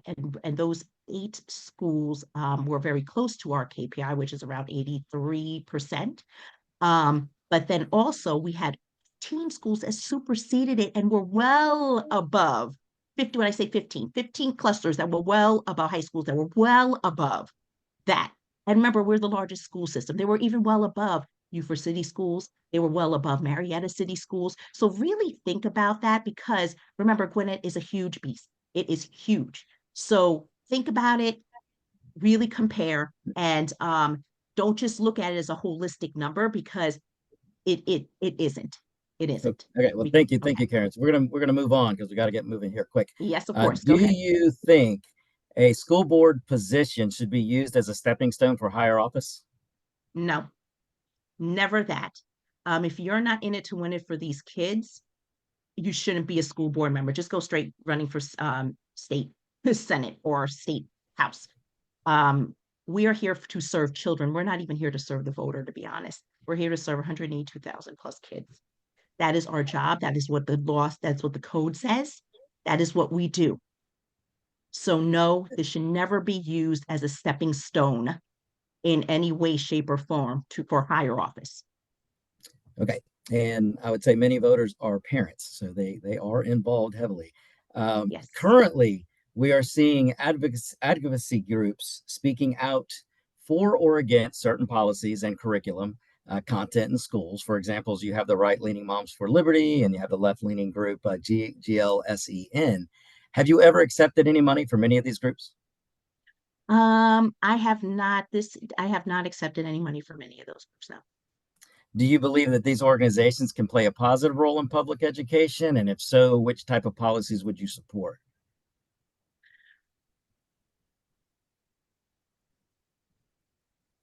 I will say this. Once people understand the role of the school board member, which is to only focus in on the needs of 182,000 students' individual needs, and understanding the climate that they're in within their local area, it makes it very difficult to look at those advocacy groups, because we may not have those needs here, what they're trying to advocate for here. And really, at the end of the day, our community, our students drive what we see. So when my community tells me we need more leadership programs, that's what we need to work on. That's what I need to work on as school board member. When my community tells me that we need more access and opportunity to sports, that's what I can work on together with my community as a school board member. However, our state does dictate with the QBE what we get for funding. And right now is the basic needs of basic education from 1985. So it's very difficult to accommodate even those advocacy groups, because it's totally out of our realm to do so. And laws also prohibit us from even accommodating some of these advocacy groups. So, it makes it easy. We have laws and we have limited funds. So for me, there it is. Really can't accommodate them. We're going to move on to the next question, and this is an important question for a lot of voters. Okay. Do you think that Gwinnett property owners should be responsible for funding the education of undocumented students? And please explain your position on the issue. I think in an effort to keep our property values the way they are, to keep our communities safe, to bring more valuable taxpayers to our community, it's to our best benefit to help ensure each and every child that goes to school in our school system thrives. So those taxpayer dollars are not going anywhere in vain. It helps to ensure our community thrives. These are the children we are building to be our next viable taxpayer in our community. The circumstances they were placed in afforded them to be here. And for us, that diversity helps us. But we also want to make sure that they thrive so that they can ensure that our community thrives. So it's an investment. And I believe it's a worthy investment to make. Do you or would you advocate for preferential treatment regarding any group of students based on race, color, or ethnicity? Oh, no. Preferential treatment, no. Each and every student we should tackle or try our best with the funds we are given to tackle each and every student's individual need. There is no preferential treatment for anyone. But there are different needs that each and every one of our students have. And we need to work as school board members to do our best with the resources that we got to help each and every one of those students. Do you think that teaching is political? And please explain your stance on this. I don't think teaching is political, at least it should not be. It's teachers that are true teachers, and we know who they are. They've been serving us 5 years or more, dedicated themselves to us. They are interested in being teachers. Many just want to teach kids so that they could be the next thriving person in our schools. These teachers are, our teachers are so valuable. If people are coming into this thinking it needs to be a political position, or it's or they're just there for a job, it's the wrong profession. Teaching takes a very special person, and you see that with the outcomes. You also see that with their tenure. You know who is a teacher and a true teacher. They generally, they're at least here for 10, 20 years teaching our kids. They don't Right. leave. Yeah. Right. Okay. Last question, Karen. Do you support the recent changes to Title IX that would allow biological males to compete in female sports, use restrooms corresponding to their identity, their gender identity, and mandate compliance with preferred speech, such as pronouns? The law says we must follow. Our school board, for everyone, our role is we follow the laws. We also have a law in Georgia that says that they cannot do that. Okay. For me personally, as a parent, I'm not bothered because I send my children to go to school to learn. My children do play sports. Okay. I talk to my children about what is going on out there.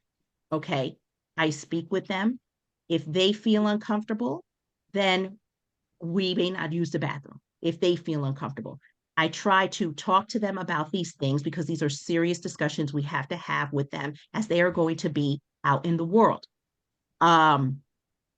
So to be honest, I get if the person was a he and then became a she, they're a she now, and they are now a biological person. They heard that is the biological she.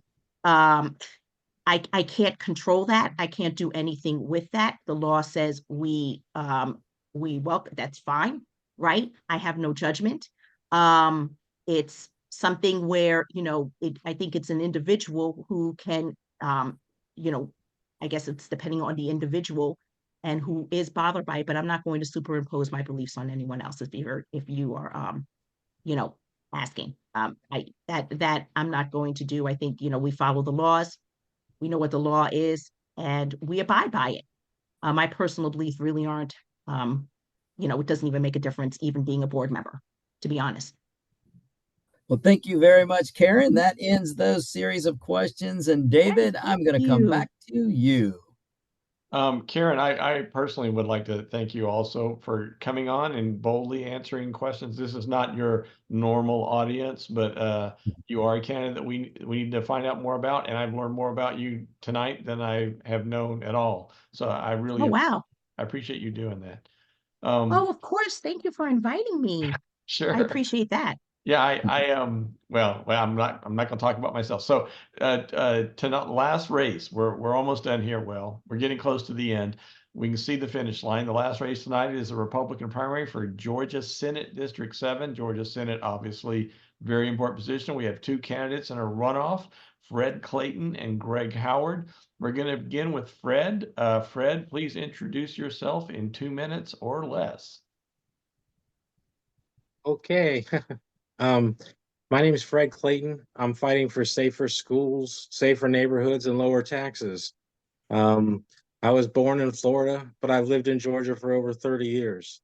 I'm the CEO of a remodeling company, home remodeling company. And besides that, I've been in retail. I've been in sales, I've been in,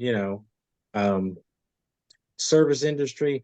So I feel like I've worked in all of the different types of jobs. So I think that gives me a little bit of experience to go out there and try and help regular people have a voice in our government. And I don't feel like sometimes any of us regular people feel like we do have a voice. But I'd be happy to represent the people of my district, and I'm ready for some questions. Okay, that's good. Thank you very much for that, Gregory. Now you have your 2 minutes to tell us about yourself. Sure. Making sure. Can you hear me? Yes. Okay. My name's Gregory Howard, and thank David, thank you, Victor, Mary, thank you for putting this on, and thank you to the Gwinnett GOP and United Tea Party of Georgia. I grew up in the Atlanta area, and most people wouldn't know it now, but I actually started as a mechanic 45 years ago, working in a shop to work my way through high school and college to help pay for my way through school because my father had passed when I was young. Currently, I'm a founding partner in an international trade group, and I'm also a founding partner in an associated financial group that works with international trade. And I'm helping a friend of mine with her import business and volunteering really as their CFO until things can move forward. In 25 years, I have just a huge history of activism in Georgia because I'm an activist at heart, and I've been in the fight for over 25 years. I was the Georgia Elections Volunteer Coordinator for the National Rifle Association Institute for Legislative Action. I was so effective in 2008 and 2009, I won National Volunteer of the Year. I've also been a District 2 board member for the United States Selective Service, which there's only 3 districts, and I'm one of the judges there. I've been chairman of the Gwinnett County Republican Party. I was actually chairman of the Georgia for the Georgia Republican Party of what they call for all counties over 80,000 in population, which is the 42 largest counties. And I have served the military families nationally as chairman of the board of 4 different military family organizations over the years. And at one of them, we built it to the point where we were doing 250,000 care cases a year. And so, that experience of taking care of people and all these different aspects has been at my heart of service for years. Issues that I want to address, we have the immigration. We've talked about that one, education, mental health, but I'm not a single issue candidate, and I have other personal agenda items, senior care. Yeah, I think that means we're getting near the end of your 2 minutes. So am I at the end, Mary? It is. All right. Save that for another question.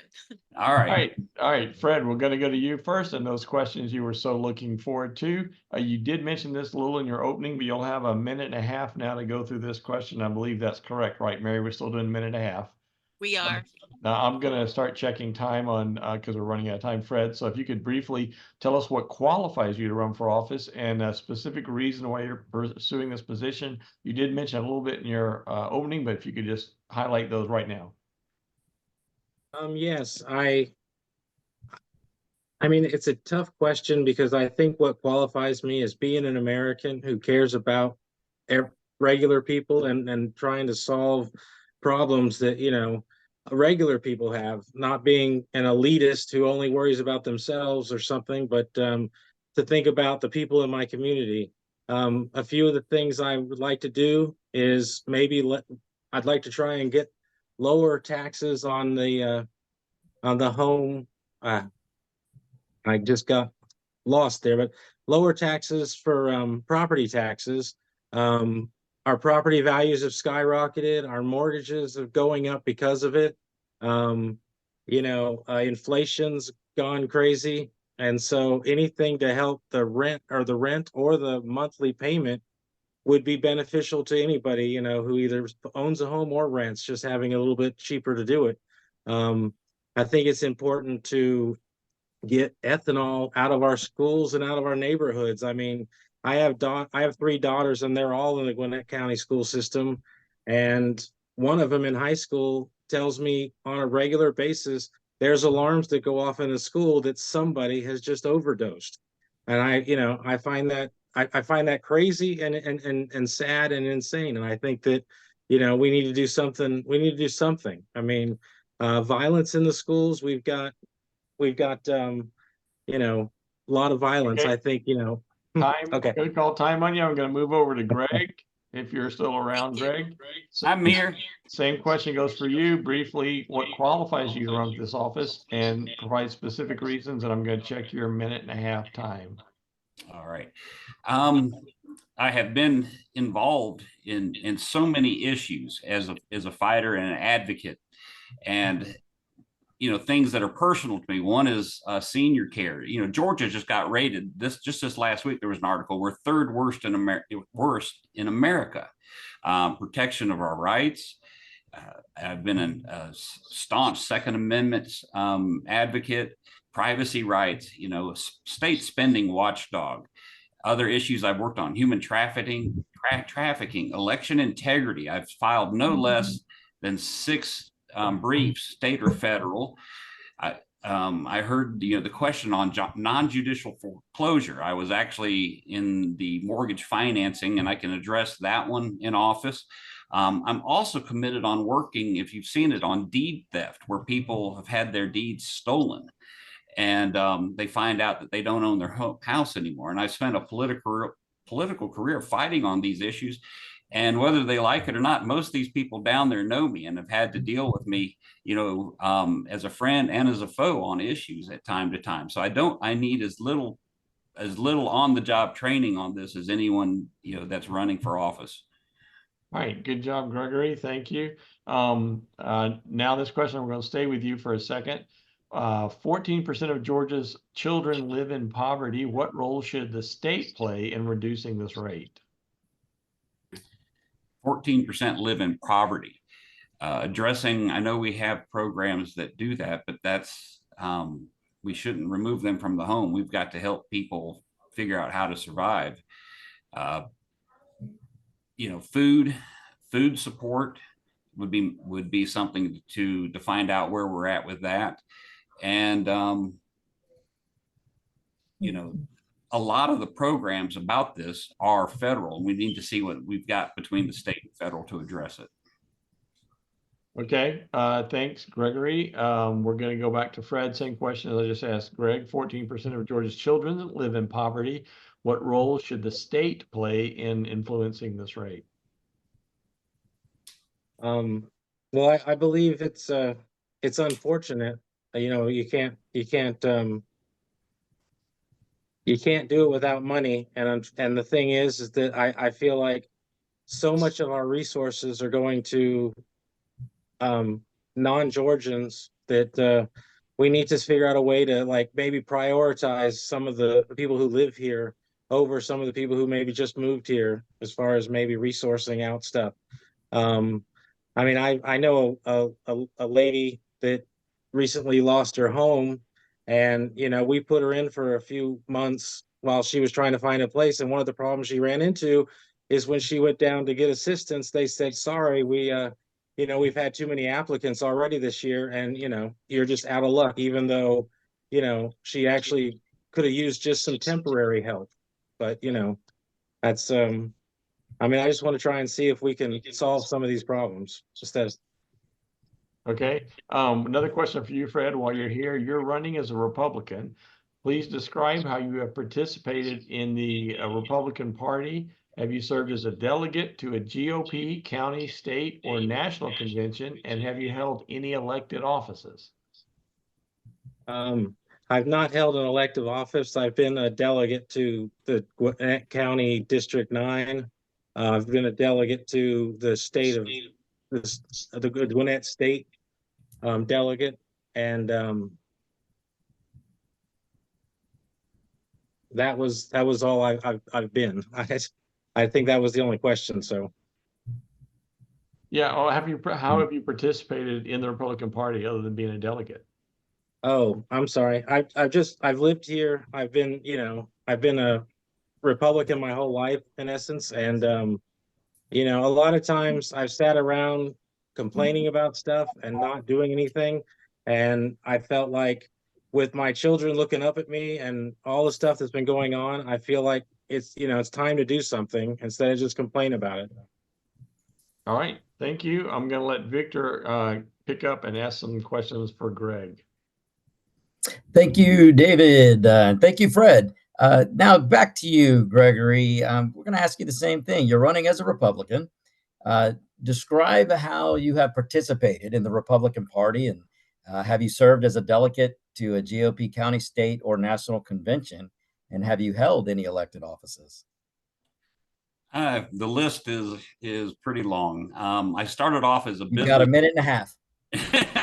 I started off as a business owner that much like Fred. I got the state passed some laws that affected my business, and I got upset and I said, I'm going to do something about I want to do something about this. And so I ran for office and lost.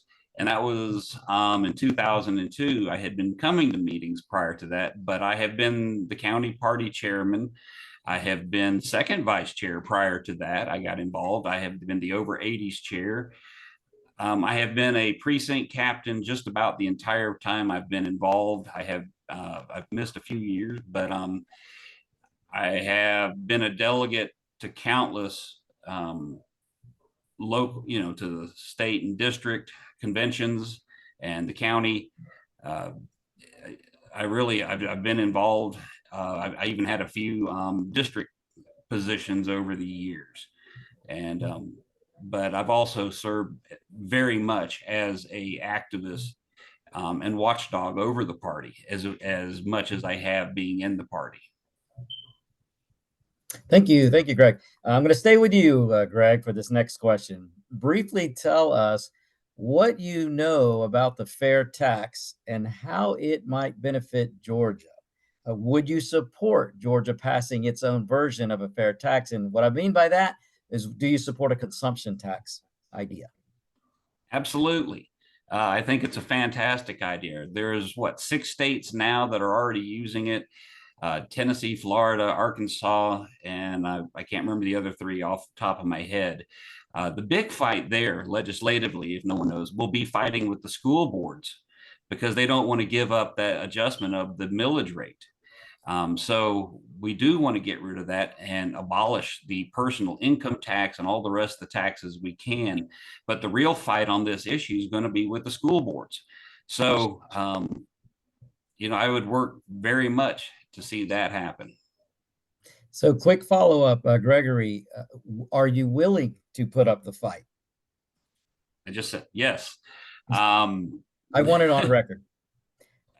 I will. The voters want it on record, Gregory. So what was it? I'm trying to remember. Just like federally, back when John Linder was pushing it, he had I believe 227 votes in support, and they couldn't get it out of committee. And so it's going to take a lot of work to make that happen. But I'm up for it. This is something that the state needs. And because it will attract a lot of businesses, especially in the financial industries, like in Tennessee. They've had a lot of companies leaving Wall Street for their zero income tax, and so has Florida. Why aren't we doing that here in Georgia? Thank you, Gregory. Fred, coming over to you, I want to ask you the same question. Briefly, tell us what you know about the fair tax and how it might benefit Georgia. And would you support Georgia passing its version of the fair tax, or also known as a consumption tax? Yes, I would support a fair tax. Obviously, I would hope that would mean you'd get rid of an income tax, which, for the state, but because that would be the purpose. I have heard complaints that, that if you have the fair tax, then you're taxing all of the stuff people purchase, and even the poorer people can't, have to purchase that stuff.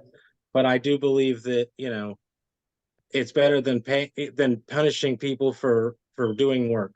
So. No, Sorry. thank you, Fred. No, that's good. It's same follow-up for you, Fred. As if you were more willing to learn about the idea, would you fight for it? I believe I would fight for it if I, learned more about it and it was, it was well thought out. I do believe that, I do believe in principle, it's the right thing to do. So assuming that, it's not some hidden plans, then yes, I would definitely fight for it. I would. Thank you, Fred. Thank you. And I'm going to stay with you, Fred, for the next question.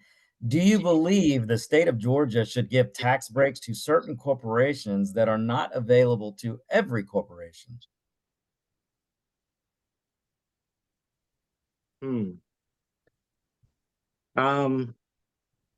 Well, I do I do believe we should incentivize corporations to do things that would benefit our state. So I would have to say yes. But I guess it just depends on how much it would benefit the state and what it would, what it would do to make Georgians' lives better. Okay, thank you, Fred. Gregory, I'm going to come back to you with the same question. Do you believe the state of Georgia should give tax breaks to certain corporations that are not available to every corporation? It's part of the governor's toolbox, but I would like to see that limited on how long. I don't want to see them as permanent, and limit the extent of how much they can write off. What often happens is those last beyond the benefit given to the economy of the state. So it has a place, but it's also not the end all. Like I said, a lot of companies are moving to Florida and Tennessee for the fair tax above the tax breaks. So thank you, Gregory. So I'm going to stay with you, Gregory. Another question here. Do you believe private adoption agencies that receive public money should be allowed to refuse to place children with LGBT families? Depends on the foundation of the agency, but I do have a personal opinion about that I'm against that of the placements. So I don't believe that under public funds it should be used. Okay. No, thank you, Gregory. Fred, over to you. The same question. Do you believe private adoption agencies that receive public money should be allowed to refuse to place children with LGBT families? Fundamentally, I don't agree with it. However, I would say that it being a private entity, and I believe that children need a home. I don't know. I guess I don't know specifically the wrong thing about having an LGBT person in the home. So I would have to say no, I'm not opposed to it, I guess. Okay, no, thank you, Fred. And I'm going to stay with you here, Fred. What are your thoughts on civil asset forfeiture? Yes. Civil asset foreclosure? On civil asset forfeitures. Forfeitures. Well,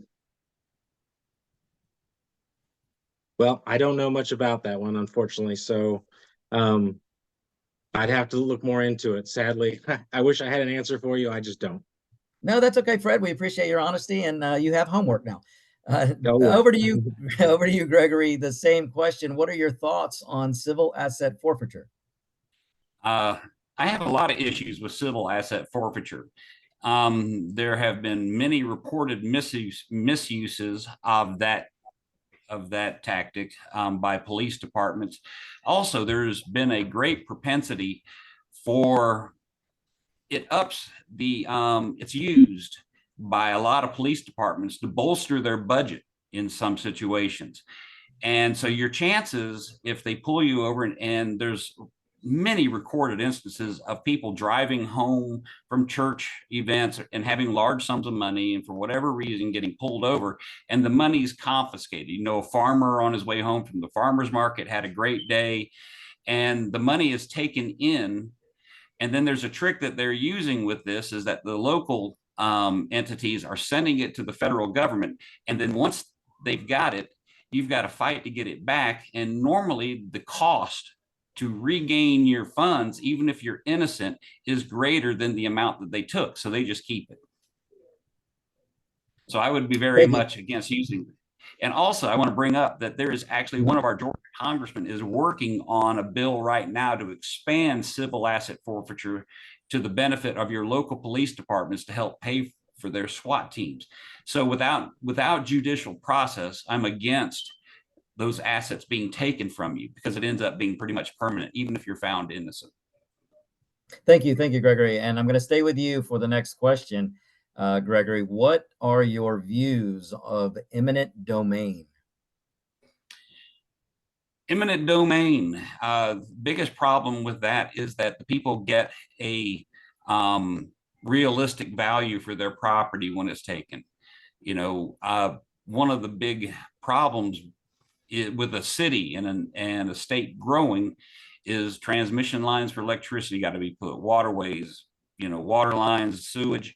And there are times when it is necessary. But otherwise, you know, having a commission or an entity do that just because, you know, they want to is wrong. And so that has happened as well, where they've seized property for a park or something that never happens. And they've kicked the family out of their home, or they've taken, you know, half of their farm. So it has its place in governance, but it should really be monitored for misuse. Thank you, Gregory.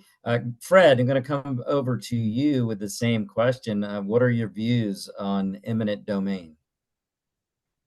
Well, like Gregory said, I do understand that government has reasons for doing it, but I'll be honest, I personally do not believe that anybody should be forced to sell their property or anything that they own just because somebody else, you know, feels like they need it. I believe that, you know, basically what's yours is yours, and, you know, somebody else shouldn't be allowed to come and take it from you. I do understand the value of why you would do it, but, you know, it doesn't make it right. That's all. Thank you. And I'm going to stay with you, Fred, for this next question. And this is a question that, again, I get this on the radio show all the time. How do you propose to bring confidence back into our election process? I mean, I think transparency is the most important thing. I think that it's important that we show the voters what's going on in the elections. I feel like paper ballots would be a great way to, you know, to help with that. It's funny you mentioned that, because one of the things that really kind of steamed me up when I first started running was to find out that Nahabi Islam, who is the candidate me and Gregory are both going to run against, one of us is going to run against in the end. Last year, her first day back in office, she says, "Hey, a bunch of people came to me and told me about the election being stolen and showed me the evidence." And she put it in quotes on her thing saying, "Let the crazies begin." And it's like, I'm sorry, I hope she wasn't as disrespectful and she was actually speaking to them. But if somebody comes to me, whether it's a problem that I agree with or not, I would at least want to be able to hear them out and, you know, make a decision based on that, but not just automatically dismiss it. And because of dismissing stuff like that, that's why we have people who don't believe what's going on, because, you know, from Stacey Abrams not believing her half of the election to then the Trump not believing their half of the election, but somehow both sides just said, "I'm sorry, but, you know, you were totally wrong. Everything was perfect." You know, I mean, it's just important that we try and show people how it's done. And, you know, paper ballots, voter ID, stuff like that, I do believe would really go a long way. Thank you, Fred. Gregory, back over to you. Same question. How do you propose to bring confidence back into our election process? Well, trusting the election and the integrity of our elections is paramount to every part of trusting our government. If you can't trust it, you know, I filed one of the very first cases federally December 6, 2020, and my name has been on to other briefs before the state grand jury and the federal grand jury and the federal courts. anyone who's not interested in guaranteeing that the integrity of the system is absolute is probably guilty of an act of usurpation under the law, trying to subvert it. One of the problems they've got is people that are removed from the list magically come back to the list once that's been done. And if it requires paper ballots, let's go there. One of the cases we filed was against the QR code which is not supposed to, by law, is not supposed to be there. And in fact, the year before they passed or they bought this system, Dominion was warned the Secretary of State's office that this was an issue, and yet nothing happened with it. So, there's so many facets to fighting for this, but the last one is that of all the cases filed in the United States, no grand jury has ever reviewed the evidence for a grand jury. It's always been stopped prior to that. And so that is, if the grand jury told me that there was no fraud, there was nothing, they found nothing, I'd believe it. But I think there's enough, whether I'm crazy or not, I want to know. I want to have that group of citizens give me the room, give me the thumbs up or the thumbs down, and I'll walk away from it. But until then, I want to guarantee the integrity and that there's no thing called dilution where there's multiple ballots, or that people are submitting fake ballots or copied ballots. We've got to tighten up the system. Okay, well, thank you, Greg. We're up against the time of the clock there. Thank you, Gregory. Okay, gentlemen, we are at the last question. I'm going to start with you, Gregory. What legislation would you propose or sponsor during the upcoming 2025 session? You've got a minute and a half. Go. Oh my gosh, what would I do? Well, I'm trying to think. There's so many. My biggest thing is, the Georgia Constitution for elected officials, and it states that it's the paramount duty to protect, and I add the rights in, but it says the paramount duty to protect the rights, person, and property of the citizens in this state. And that's really a broad brush, but that's what I want to do. As far as legislation, there are some laws that have been passed that do attack our rights, and I would like to get those repealed. We had last year, we had a bill, HB 986, that tried to take away your right within 90 days to speak ill or speak the truth of some of our elected officials. The attack on our rights is monstrous, and it comes from both sides inside. There's some, like with 986, they were trying to go after AI created content, but it got too broad. I'm an advocate I just saw an article the other day on senior care. Georgia's third. We've got issues with education. Teachers are underpaid. And I spoke at length with Brooks Coleman, who sat as chairman of that committee in the state house for nearly 24 years or so. And he and I agreed on a lot of things. One would be taking a look at stopping to accept federal funds at the state level. It only accounts for about 7% of the funds used. And without those strings, it would take, 2 states have done it, gets rid of 22 tests that the teachers have to take. And the reports are that teachers are much happier. It reduces their workload by 50%. So there's a lot of innovative things that we need to look at. Thank you, Gregory. Thank you, Gregory. Thanks, Greg. Gregory, okay, over to you, Fred. A minute and a half. What legislation would you propose or sponsor during the upcoming 2025 session? I would really like to see if we could do what one of the other states did to try and get pornography out of our children's phones. If we could have some sort of a thing that requires them to have some sort of age verification. I think that our kids carry phones around with them everywhere and they have too much access. I think I would support something like that or try and bring something to that. I know that Donald Trump just had a rally in Nevada, and he was talking about getting rid of taxes on tipping. I think that's another great thing. I mean, I'd love to take it from the state side and get rid of tip taxes. I think that anybody's generosity should not be taxed. And then I also know that most tips are in the lower pay working area, and they will benefit the most by, getting rid of this tax on a tip that they're not even guaranteed what they're going to get, but then they had to pay a tax on it anyway. But I those two are kind of on my top. I also would like to work with law enforcement and try and come up with a plan to get our police more active in the community, so that the community can see that the police are there as help, not as a threat, because that's one of the problems we have right now too, is that nobody works together. Everybody's afraid of each other, and we need to bring people back together.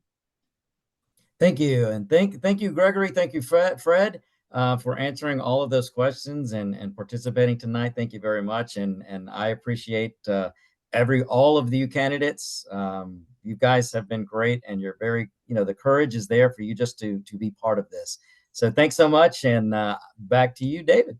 All right. Thanks, Victor. I would like to, real quick, since you guys just finished up, if you have like a 1 minute closing remark you'd like to make, I'll start with you, Greg. Just something real quick, and then we'll go back to you, Fred. And if some of the other candidates want to speak, I see Karen just popped on. I'll be happy to let them make a 1 minute remark. I'll have to unmute you, but I'll do that when you raise your hand. I'll set you in. So go ahead. You start, Greg. Well, thank you for the opportunity tonight, David and Mary and Victor and the GOP and Tea Party. As far as coming into it, I have been around and fought on so many issues for so many years. I would need the least, on the job training the first year as a legislator to be effective and to get involved. I have relationships with a great many of our legislators already. And that's a big part of making something happen. It is that is that you're not starting the training, is that you're actually able to get in there and get involved. And I have there are just so many issues that you can't name them, but you can check out my website, Gregory Howard for State Senate. You can look at my personal Facebook and and our campaign Facebook. Like I said, I have been involved for nearly or over 25 years with this, and have been at times, like I said, a national award winner for some of my activities with this. So, all right. Thank you very much. Thank you. Fred, go. I just want to thank all the voters that are here listening. I wish everybody would go out and vote on Tuesday. Whether you vote for Gregory or you vote for me, the most important thing is that we get a candidate that can go up against the candidate that's running Nabi, that has the job now, and we got to get her out of there because she's not benefiting Georgia. She's got her own interests, but I just think it's important that somebody has a voice for regular people, and I'd like to be that voice. Thank you. Thank you. Judge Matthews, you're up. Yes, thank you again to the United Tea Party of Georgia and the Gwinnett Republican Party for having this opportunity. I will just say, as a person, I am grounded in my faith, I'm grounded in family, and I'm grounded in community. Those things are what prompted me to become a judge in the first place. So I hope that I've done good service to the people of Gwinnett County. I will say again that I know that we deserve judges who have a deep knowledge and understanding of the law, who have demonstrated that they can analyze complex legal issues, who have demonstrated that they act and can act with integrity, that they can efficiently and effectively handle caseloads, that they have stellar ethics and integrity. I have demonstrated that in my service as a magistrate court judge sitting in Superior Court. My path is not very different from many of my colleagues who have sort of taken a similar path to the Superior Court bench, including a good friend and colleague who you all elected in the primary, Judge Gallant, who serves currently as a full-time magistrate, as a colleague, and you all overwhelmingly supported her sort of promotion to Superior Court. It's no different than our colleagues like Judge Deborah Fluker, Judge Warren Davis, Judge Angela Duncan, who again took a similar path. And I just ask for your continued support. Thank you so much. And please come out to vote on Tuesday. Yeah, and I'd like to thank you for sticking around for the whole rest of the time. Karen Watkins, if you could unmute yourself and make a brief 1-minute closing statement, that'd be great. Gonna try. Oh, again, I'm Karen Mozak Watkins, and I just want to thank each and every one of you for hosting this event. It was quite the experience. But thank you for having me here and thinking of me. I just want to also say serving on the board requires unique experience by Georgia code. This is something which I've gained through my extensive background in governance, policy making, financial management, and community service and leadership. And that actually helped me to have some of this experience prior, but it's still a unique experience. It's something that's very hands-on, and I hope all of our candidates really realize that it's a growth. It's learning, growth, and really understanding your role. And I also want to point out, unlike my opponent, I combine theoretical knowledge with practical real-life application. And I will always prioritize student achievement, ensuring each and every of our 182,000 students' individual needs are met with the resources that we have, really understanding that we have to have the resources to do what is needed. But we try to do the best with what we have. So just for everyone's reminder, what sets me apart from my opponent is that I have proven leadership and actual experience. These are things that you can't buy. It comes with time, 20 plus years. And I'm here to ask for your vote, and I hope you vote for me in this runoff on June 18th. Thank you all. Thank you very much, Karen. And Steve, you seem to be the last one on, so you get a chance to finish it off. All right, great. Hey, thank you guys again for hosting this great forum, and thank you to the voters and guests that stuck around through the end of this forum. And again, I'm grateful to be here. Karen, thank you for being here. I know it was a little different, and I respect your attendance tonight. I know the other school board members did not jump on for whatever reasons, and I encourage our voters to go and ask those school board members, excuse me, specific questions, specific concerns they might have. Bring it to the forefront. But again, this job requires more than an education background. This job, you are sitting on the board of a massive organization. You need to have some level of business acumen, some level of business experience, some level of budgeting experience, and I feel that I'm the candidate that brings that to the job. So please get out and vote June 18th, and looking forward to serving Gwinnett County in that capacity if I'm fortunate enough to do it. So thank you again. Wonderful. Thank you so much, Gregory. And I'm going to go ahead and close it out now. I'd like to thank the Gwinnett Republican Party for joining us on hosting this. And Lord willing, the video will work and will be available tomorrow. But you know how sometimes technology doesn't do what we want it to do. Certainly want to thank all the candidates for taking their time on a Friday night to come out and put this. I'm hoping that we get a lot of views later on, people who didn't do it. The advantage to watching it afterwards is you can watch it probably at 1.5 times, and you can go through it a little faster. I certainly want to thank all the people who joined. I've seen some people who've been on here that I know been on here for the whole time, and I really appreciate them doing that. And I'd like to especially thank Victor for helping us out on this, and also for holding his tongue. I know he was probably like me, multiple questions. You're hoping the candidate would say, "Wait, Victor, what is your opinion on that?" No, I don't know what you're talking about, David. Me give an opinion, never. Several questions, obviously election integrity and several others like that I wanted to just jump in on, but and Greg also has the same tendency to do that, so I appreciate Greg just Well, anyone that wants to know where I stand, you go find my show and listen to it. Yeah, and that's I looked it up. It's I don't have the link right now. It's what is it? On Point with Victor. Just anybody wants to, if you search On Point with Victor, you'll find anywhere, any podcast platform just about. And every now and then, if you tune into WSB 95.5, you'll hear me fill in for Eric Erickson. So On Point with Victor, and I watched a few of his shows in preparation for this.